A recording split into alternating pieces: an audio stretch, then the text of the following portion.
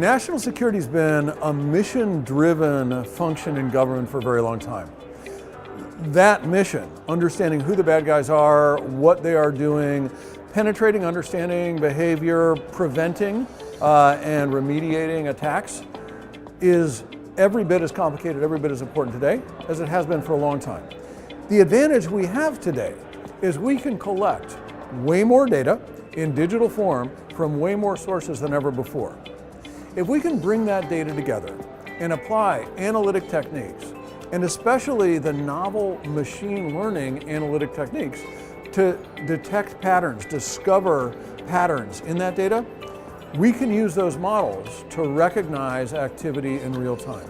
I think that national security is going to be much advanced if we apply these technologies well, and I think it's going to be a very exciting several years as we roll them out.